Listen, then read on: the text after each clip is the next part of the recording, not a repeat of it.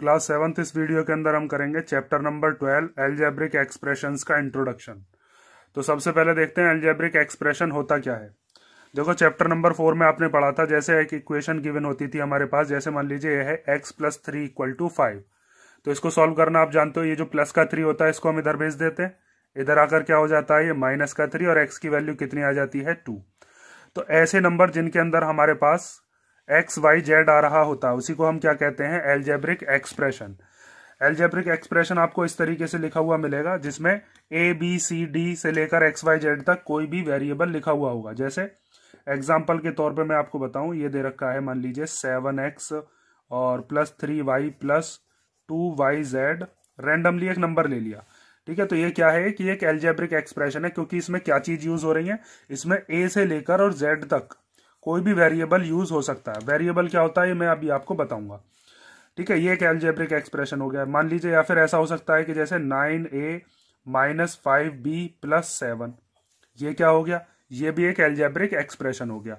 जैसे इसके अंदर कितनी टर्म्स हैं, इतने इसके अंदर कितनी टर्म्स हैं, ये टर्म्स भी हमें पता होनी चाहिए। तो अगली चीज जो आपको समझनी है पहले कि टर्म्स क्या होती है, इस चीज को ध्यान से समझो।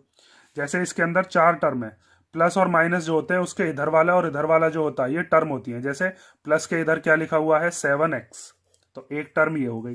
प्लस के इधर क्या लिखा हुआ है 3y, दूसरी टर्म ये हो गई। इधर इस प्लस के बाद क्या लिखा हुआ है 2yz, एक टर्म ये हो गई। और लास्ट में एक टर्म ये क्या हो गई, ये हो गया 5। ठीक है, तो ये इसकी टर्म्स हो गई। अगर मान लीजिए जैसे ये वाला जो एल्जेब्रिक एक्सप्रेशन है, अगर इसके आपको टर्म्स निकालने हो तो ये क्या हो जाएंगे 9a - 5b और 7। ठीक है, अगर माइनस है तो माइनस आपको शो करना पड़ेगा, प्लस को लगाने की जरूरत नहीं होती, प्लस ही माना जाता है। ठीक है, लेकिन अगर कहीं माइनस है तो माइनस को शो करके दिखाना पड़ता है। ये क्या हो गई, ये हो गई टर्म्स इसकी। ये क्या है, ये है एल्जेब्रिक एक्सप्रेशन। ये किससे मिलकर बना था, ये टर्म्स से मिलकर बना था। इसके अंदर 4 टर्म थी, उनको प्लस करके ये एल्जेब्रिक एक्सप्रेशन बना था। अब टर्म्स के अंदर कौन कौन से वेरिएबल यूज हुए हैं, तो अगली चीज आपको पता होनी चाहिए वेरिएबल क्या होता है। तो देखो इसके अंदर कौन कौन से वेरिएबल यूज हुए हैं। वेरिएबल मतलब ए से लेकर जेड तक जितने भी आपको दिख रहे हो, इसमें कौन कौन से यूज हुए हैं। इसके अंदर यूज हुआ है एक्स, वाई और जेड। इसके अंदर कौन कौन से वेरिएबल यूज हुए हैं, ए और बी। ठीक है, ये चीज समझ गए होगे। अब अगली चीज जो आपको समझनी है वो है कि कांस्टेंट क्या होता है। कांस्टेंट होता है, जैसे इस पूरे के पूरे एल्जेब्रिक एक्सप्रेशन के अंदर आप ये चीज की पहचान करोगे वो कौन सी टर्म है जिसके अंदर कोई भी वेरिएबल नहीं है। जैसे इसके पास वेरिएबल है x, इसके पास वेरिएबल क्या है y, इस वाली टर्म के पास क्या वेरिएबल है yz, लेकिन इसके पास कोई भी वेरिएबल नहीं है, तो ये क्या होगा, ये कांस्टेंट हो जाएगा। कौन सा, 5। इधर इसके अंदर देखो ये क्या है, ये भी एक वेरिएबल वाला नंबर है या टर्म है, ये भी एक वेरिएबल वाला है, लेकिन इसके पास कोई वेरिएबल नहीं है इस टर्म के पास, तो इसका कांस्टेंट कितना हो जाएगा 7। ठीक है, कांस्टेंट क्यों कहते हैं, कांस्टेंट एक ऐसी चीज होती है जिसकी वैल्यू फिक्स है। जैसे यहाँ पर ये 5 जो है ये फिक्स है, लेकिन यहाँ पर इस x की वैल्यू हम डिफरेंट डिफरेंट पुट करते रहेंगे तो वैल्यूज चेंज होती रहेंगी। जैसे अगर मान लीजिए यहाँ पर ये 7x है, तो 7x में अगर आपने x की जगह पर 1 रख दिया तो 7 1 जा कितना हो जाएगा 7। तो ये x पर डिपेंड करती है इस वाली टर्म की वैल्यू। अगर मान लीजिए आपने इस x की जगह पर 2 पुट कर दिया तो 7 2 जा कितना हो जाएगा 14। तो ये वैल्यू चेंज हो सकती है ना 7x की, लेकिन ये 5 तो फिक्स है क्योंकि इसके पास कोई वेरिएबल ही नहीं है। ऐसे यहाँ पर इस 7 के पास भी कोई वेरिएबल नहीं है। इतनी चीज समझ गए, आगे चीज देखो। चलो अगला क्या होता है, अगला होता है फैक्टर्स। तो फैक्टर्स कैसे निकालते हैं हम, देखो छोटी क्लासेस में आप पढ़ के आ चुके होंगे कि अगर मान लीजिए 6 है आपके पास, तो अगर 6 के फैक्टर आपको बताने तो क्या होंगे, 2 3 जा 6, और 6 के क्या क्या फैक्टर हो जाते हैं, 1 6 जा 6। ठीक है, मेन तो हम यही मानते हैं क्योंकि अपने टेबल में और 1 के में तो ये आता ही है। तो 2 और 3 क्या हो गए, इसके फैक्टर हो गए। अब जैसे इसमें से मान लीजिए मैंने एक टर्म ले ली ये 7x, तो इस 7x के अगर आपको फैक्टर निकालने तो क्या क्या फैक्टर होंगे, 7 होगा और x होगा। 7 और x की मल्टीप्लाई करके, इन दोनों की मल्टीप्लाई करके ये 7x बना है। जैसे अगर मान लीजिए यहां से आपने लिया 3y, तो इसके फैक्टर क्या हो जाएंगे 3 और y। अगर जैसे ये है 2yz, तो इसके फैक्टर क्या क्या हो जाएंगे, इसके 3 फैक्टर बैठेंगे 2y और z। असल में तो 1 भी होता है, 1 तो सबका ही फैक्टर है, लेकिन 1 को हम लिखते नहीं है। ठीक है, इतनी चीज समझ गए फैक्टर्स कैसे निकालते हैं। अब अगली चीज देखो, कोएफिशिएंट क्या होता है। ये कुछ टर्म्स है, इन टर्म्स को ध्यान से समझ लेना, जो आपकी एक्सरसाइज है उसमें बहुत हेल्प होगी इससे। कोएफिशिएंट देखिए, तो कोफिशिएंट दो तरीके से पूछा जाता है आपसे। जैसे अगर ये पूछा जाए कि 7x का कोफिशिएंट बताइए, हमसे पूछा जाएगा कोएफिशिएंट ऑफ 7x, तो इसके अंदर आपको ये देखना अगर इस पूरी की पूरी टर्म जो है, इस पूरी टर्म के अंदर डिजिट क्या है, नंबर क्या है, तो वो क्या है 7। तो इस पूरे 7x का जो कोफिशिएंट है वो 7 हो गया। अगर आपसे पूछा जाए 2yz कोफिशिएंट ऑफ 2yz ये बताइए, तो इस 2yz का कोफिशिएंट क्या हो जाएगा 2। लेकिन इसमें एक चीज और पूछ सकता है आपसे, जैसे इधर समझो, अगर आपसे ये पूछा गया कि कोएफिशिएंट बताइए z का, किसके अंदर 2yz के अंदर, तो ये जो 2yz है इसके अंदर z का कोफिशिएंट अगर आपसे पूछा तो z को छोड़कर बाकी का जो बचा वो z का कोफिशिएंट कहलाएगा 2 और y। ठीक है, तो ये क्या हो गया 2 और y, इस z का कोएफिशिएंट हो गया। यहां पर देखो, यहां पर पूरी की पूरी टर्म का कोफिशिएंट पूछा था कि 2yz का कोफिशिएंट बताइए, तो इसमें से बस नंबर देखोगे, नंबर क्या है 2। लेकिन अगर आपसे स्पेसिफिकली एक पूछा जाए कि z का कोएफिशिएंट बताइए, तो z का क्या हो जाएगा, z के अलावा जो बचा 2y। जैसे इसमें ही अगर ये पूछा जाए कि कोएफिशिएंट बताइए y का, इसी के अंदर 2yz के अंदर, तो y को छोड़ दो, y के अलावा क्या क्या चीज बची इसके अंदर, 2 बचा और z बचा, तो इसका कोएफिशिएंट क्या हो जाएगा 2z। ठीक है, ये चीज समझ गए। अलजेब्रिक एक्सप्रेशन क्या होता है, टर्म्स से मिलकर बनता है। टर्म्स के अंदर क्या होते हैं, वेरिएबल्स होते हैं। एक ऐसा नंबर जिसके अंदर कोई भी वेरिएबल ना हो उसे हम क्या कहते हैं, कांस्टेंट। उसके बाद ये जो टर्म होती हैं ये किससे मिलकर बनती हैं, इनके फैक्टर्स से मिलकर। जैसे 7x किस किस से मिलकर बना था, 7 से और x से। 2yz किस किस से मिलकर बना था, 2y से और z से। अगर पूरी की पूरी टर्म का कोएफिशिएंट पूछा जाता तो बस नंबर लिखोगे, और स्पेसिफिकली अगर ये पूछा जाए कि z का कोफिशिएंट बताइए तो z को छोड़कर 2y उसका कोफिशिएंट। अगर y का कोफिशिएंट पूछा जाए तो y को छोड़कर 2z वो उसका कोफिशिएंट हो जाएगा y का। ठीक है, इतनी चीज समझ गए होगे। अब अगली चीज हमें देखनी है जो इंपॉर्टेंट है, वो है लाइक टर्म और अनलाइक टर्म क्या होती है। तो देखो लाइक टर्म्स क्या होती हैं और अनलाइक टर्म्स क्या होती हैं। तो लाइक टर्म ऐसी होती है जिनका वेरिएबल सेम हो, कोएफिशिएंट पर ध्यान नहीं देना है, मतलब कि नंबर पर ध्यान नहीं देना है। जैसे एग्जांपल के तौर पे मैं आपको बताऊं कि जैसे ये दे रखा है 2x और 3x, ये दोनों कैसी टर्म कहलाएंगी, ये दोनों लाइक टर्म है, क्योंकि दोनों के पास सेम ही वेरिएबल है। इसके पास भी x है वेरिएबल, इसके पास भी x है। जैसे अगर मान लीजिए एक नंबर दिया मैंने 29x और -29x, तो ये दोनों भी कैसी टर्म है, ये दोनों भी लाइक टर्म्स है, क्योंकि इसके पास भी x है, इसके पास भी x है। और देखो जैसे अगर मान लीजिए दे रखा 14xy और 42yx, ये दोनों भी लाइक टर्म्स है, क्योंकि देखो इसके पास एक x है, इसके पास भी एक x है, इसके पास एक y है, इसके पास भी एक y है। तो अगर दोनों के वेरिएबल सेम है, नंबर से मतलब नहीं है हमें, ये जो कोएफिशिएंट है इससे मतलब नहीं है, हमें देखना बस इसके जो वेरिएबल है, अगर वो वेरिएबल सेम है तो ये क्या कहलाती है, लाइक टर्म कहलाती है। और देखो एग्जाम्पल, जैसे अगर मान लीजिए ये दे रखा है 3x² y और यहाँ पर दे दिया आपको 4x² y, तो यहाँ पर x की पावर कितनी है 2, मतलब x 2 बार है, यहाँ पर भी x की पावर 2 है, मतलब x 2 बार है, एक y यहाँ पर है, एक y यहाँ पर है। तो ये दोनों कैसी टर्म कहलाएंगी, लाइक टर्म कहलाएंगी। ठीक है, और ये आगे पीछे अगर लिखी हुई हो, जैसे xy लिखा हुआ हो या yx लिखा हुआ हो, बात एक ही है। और एग्जाम्पल देख लेते हैं, जैसे अगर मान लीजिए ये दे रखा है 10y² x और यहाँ पर दे दिया 20xy², तो ये दोनों भी लाइक टर्म है, क्योंकि यहाँ पर देखो y की पावर 2, यहाँ पर भी y की पावर 2, यहाँ पर x की पावर 1, यहाँ पर भी x की पावर 1, मतलब एक x यहाँ पर है, एक x यहाँ पर है। लाइक टर्म समझ गए। डिजिट पर ध्यान नहीं देना, वेरिएबल पर ध्यान देना है। अनलाइक टर्म क्या होती है, जैसे अगर मान लीजिए ऐसा लिखा हुआ है 29x और 29y, तो अब इसमें डिजिट तो सेम है लेकिन वेरिएबल तो सेम नहीं है। मैंने आपको बताया था डिजिट को हमें देखना ही नहीं है, हमें तो वेरिएबल देखना है। तो इसके पास वेरिएबल x है, इसके पास वेरिएबल क्या है y, तो ये दोनों अनलाइक टर्म्स हैं। ठीक है, और एग्जांपल देखते हैं, जैसे अगर मान लीजिए ये नंबर दे रखा है 12xy, ठीक है, और एक नंबर दे दिया मान लीजिए हमें 12x²y², तो आपको देखने में अगर आप डिजिट पर ध्यान दोगे तो हमेशा गड़बड़ी करोगे। डिजिट पर ध्यान दो ही मत। आपको क्या देखना है, यहाँ पर x है एक बार, यहाँ पर x है 2 बार, यहाँ पर y एक बार है, यहाँ पर y 2 बार है। इसका मतलब ये दोनों कैसी टर्म्स हैं, अनलाइक टर्म्स। वेरिएबल सेम होने चाहिए और साथ में उनकी पावर भी सेम होनी चाहिए, तभी उनको हम कैसी टर्म कहेंगे, लाइक टर्म कहेंगे। ठीक है, अब इसमें एक चीज और समझो, कई बार क्या गड़बड़ करोगे आप, जैसे अगर मान लीजिए आपके पास ये नंबर दे दिया मैंने 3a और 4a, ठीक है, इन दोनों को प्लस किया जा सकता है क्योंकि जो लाइक टर्म्स होती हैं उनको प्लस कर दिया जाता है। तो 3a और 4a जो होती है इन दोनों को प्लस करके क्या बन जाता है, 7a बन जाता है। ये चीज मैं आपको समझाता हूं अब, ठीक है, कि इनको हम प्लस कब करेंगे, माइनस कब करेंगे। लाइक टर्म को ही हम प्लस कर सकते हैं और माइनस कर सकते हैं, ये चीज याद रखना। प्लस और माइनस हम लाइक टर्म्स को ही कर पाते हैं, अनलाइक टर्म्स को नहीं कर पाते।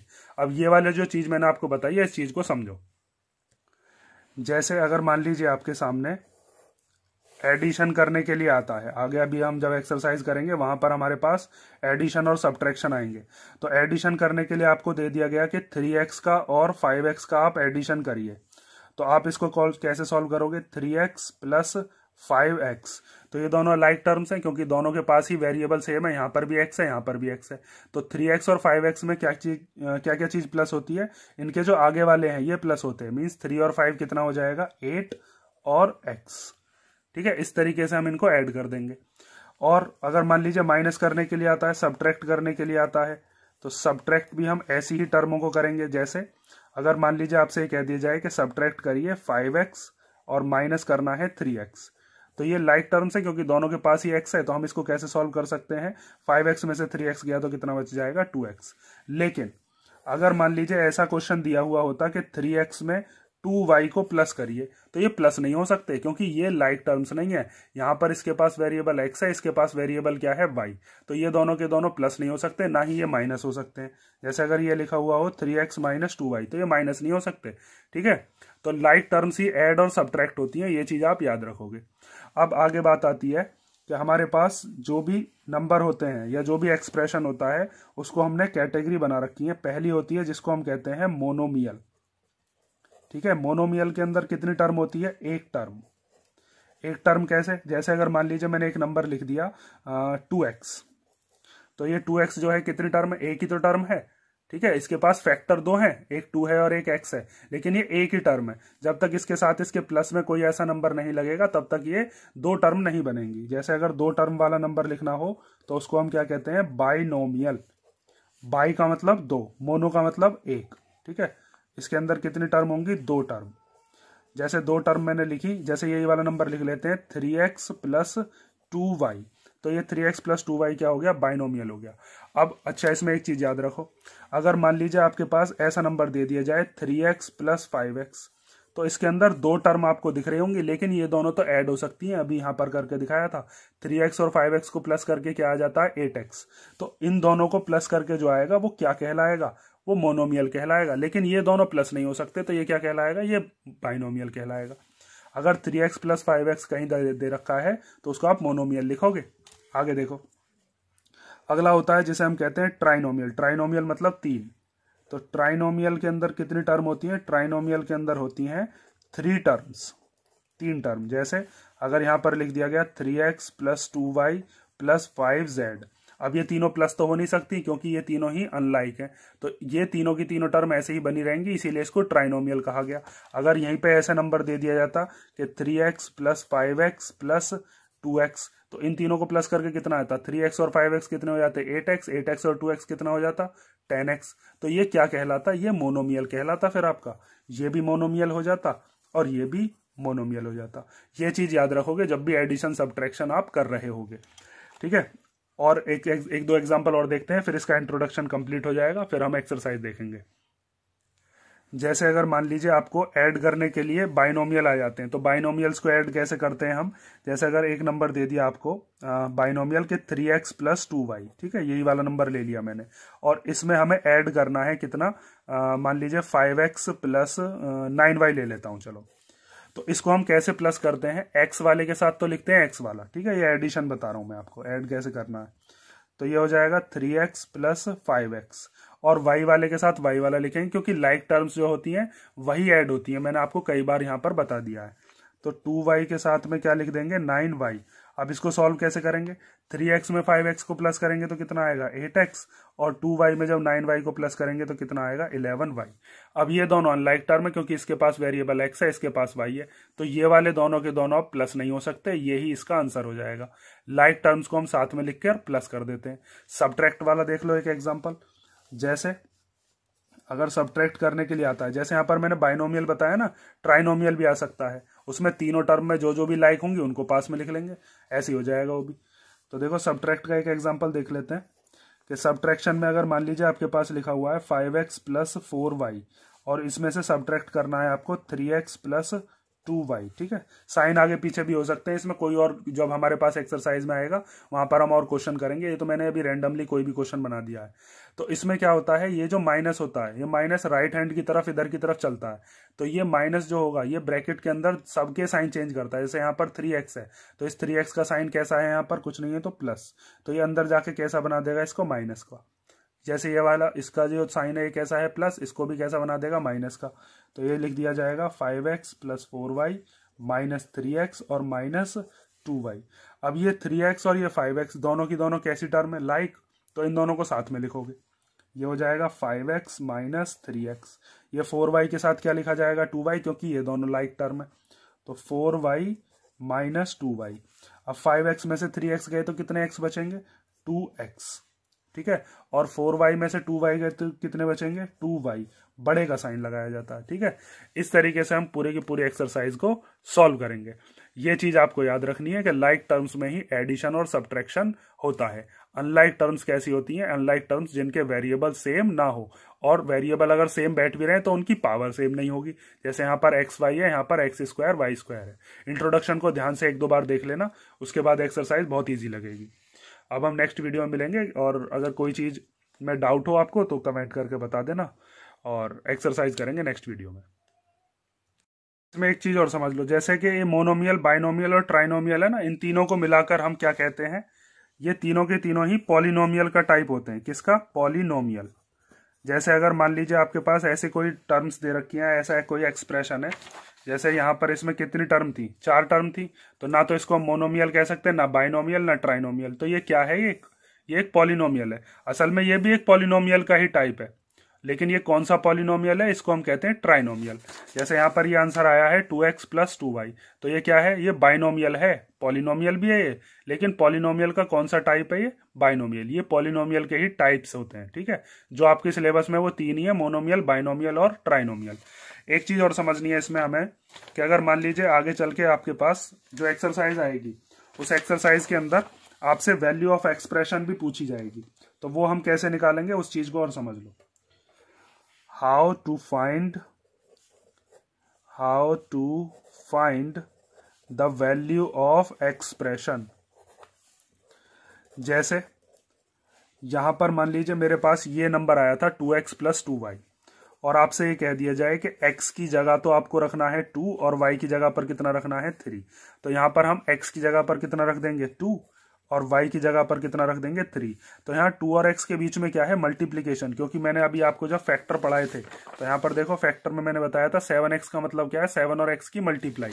तो ऐसे यहाँ पर 2 और x का मतलब क्या है, 2 और x की मल्टीप्लाई। तो 2 2 जा कितना हो जाएगा 4, और 2 3 जा कितना हो जाएगा 6। तो 4 और 6 कितना हो गया 10, ठीक है। इस तरीके से हम एक्सप्रेशन की वैल्यू निकालेंगे। जैसे अगर मान लीजिए आपके पास कोई नंबर दे दिया 5x प्लस 4y और प्लस 2xy, ये नंबर दे दिया, और आपसे कह दिया गया कि x की वैल्यू 1 है और y की वैल्यू 2 है। तो जहां जहां पर x है वहां पर क्या रख देंगे 1, और जहां जहां पर y है वहां पर क्या रख देंगे 2। तो यहाँ पर 5, x की जगह पर कितना आ गया 1, 4, फिर y की जगह पर 2, फिर 2, फिर x की जगह पर कितना 1 और y की जगह पर कितना रख दिया 2। तो 5 और 1 की मल्टीप्लीकेशन होकर कितना आ जाएगा 5, 4 2 जा कितना हो जाएगा 8, 2 1 जा 2, और फिर 2 2 जा 4। इन सब को प्लस कर लेते हैं, तो 5 और 8 कितना हो जाएगा 13, 13 और 4 कितना हो जाएगा 17। तो इस तरीके से हम किसी भी एक्सप्रेशन की, जो भी हमें अलजेब्रिक एक्सप्रेशन दे रखा होगा, उसकी वैल्यू को हम फाइंड आउट करेंगे। अगर हमसे पूछी जाती है तो x और y की वैल्यू वो हमें बताएगा, ठीक है। ये चीज आप समझ गए होगे। ये इंट्रोडक्शन आपका यहीं पर खत्म होता है।